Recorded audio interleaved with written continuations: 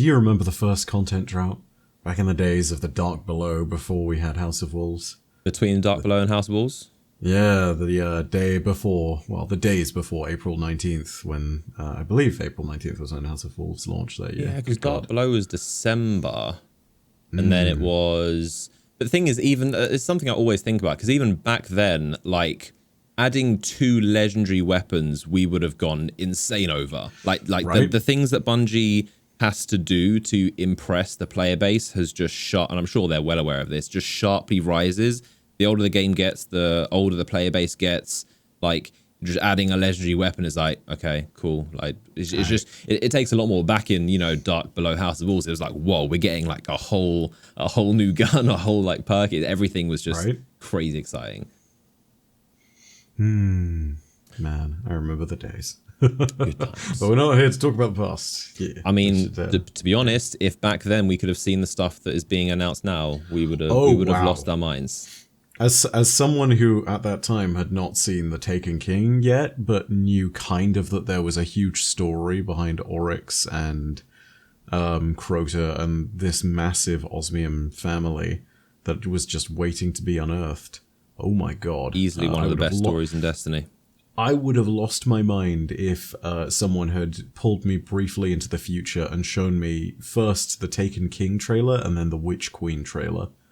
Like, and now Witch Queen is giving me big Taken King. I mean, even the name, the Taken King, the Witch Queen, like it's Bungie deliberately trying to make it similar. But Witch Queen. So Witch Queen is delayed, being pushed back, which is, I mean, they're saying this for good reason. Obviously, there's lots of big new stuff that they've never even tried before. They're gonna do dramatic story changes, character changes, crossplay, transmog, all these things are coming along. So it's like for good reason, and obviously, as we even talked about in the last episode, like with everyone working from home, the fact we're even getting expansions, getting games, getting anything, like I don't think you can put into words how strange and difficult it is for a game developer, one of the biggest AAA game developers in the world, to not have a studio. Like the studio, we've been there multiple times. It's a living, breathing, functioning office space, and that's so much of, you know, the sound design, having a big room with the orchestra. Like there's so many little things that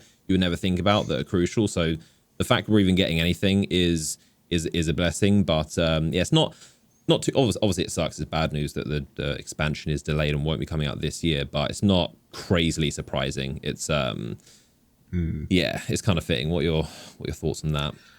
I think honestly, when it comes to the state of the world, this is definitely for the best. There's also no question that they are teeing Witch Queen up to be kind of in line with what I think some people's high expectations already were. Witch Queen, by the very brand that it's, you know, it's basically Oryx's sister, and it's that whole Hive family, and it's the nonsense that we've been teased for years. It's setting itself up as this massive crossroads of a bunch of different story elements, and it's I think the way of putting it best is that Witch Queen is going to be big in ways that other expansions aren't. And that's not to say physical size, because I mean Luke Smith some time ago said we'll never get another expansion the size of Forsaken, but I mean it seems very clear from what they stated in the blog post that the narrative changes that you'll be seeing and the storylines that will be set up in Witch Queen are going to be storylines that we will see expanding way into the future. You know, like in the same way that Oryx dying and leaving the Taken throne empty sets up the story for Witch Queen now, 5 years later or whatever. And also in the meantime impacted Forsaken, what with Riven having been taken and then, you know, having made the bargain with Savathun, the way that impacts everything to do with Shadowkeep and the entirety of the politics of the Hive, the way that impacts the power balance in the system, because you bet that the Cabal would not be here if it wasn't for the fact that they sent the distress signal out after failing to kill the Dreadnought. Oh, yeah. Yeah, you know, like it's going to...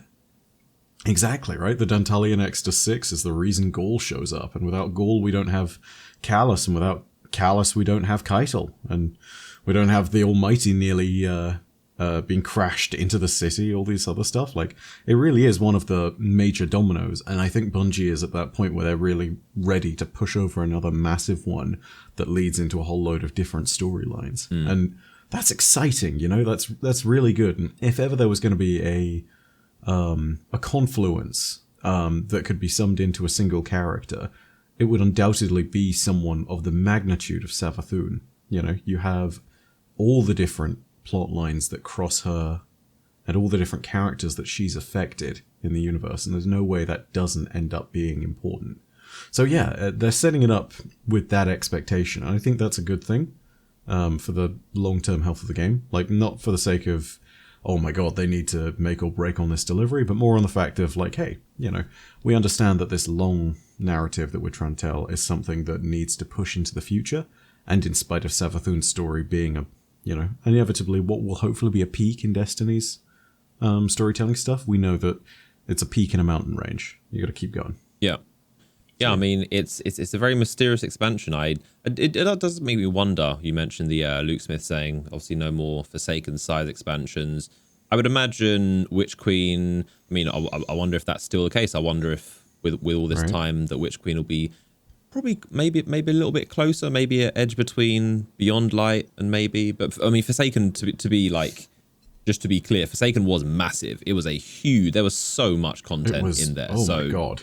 And they had 3 studios to work on it. And oh man, yeah. Yeah. So yes, that's unlikely. But I would imagine Witch Queen. Just in my head, I was imagining Witch Queen to be slightly bigger than Beyond Light, and Lightfall to be slightly bigger than that if it's the ending. But obviously now we know there's going to be a 4th expansion. But On Witch Queens, they said, yes, an important evolution. It's going to be the foundation to the world building of Destiny 2. Strongly interconnected narrative. Unlike anything we've ever attempted before, characters, arcs, and heroes which persist over multiple future releases, which is interesting. That kind of gives the impression that maybe Savathun, as I think we talked about in a very early episode, maybe Savathun won't die in Witch Queen, possibly, because it's like they've got a lot on their plate. They're setting up a lot of narrative, so I would expect some villains, as they say, characters, arcs, heroes, villains that persist over multiple releases.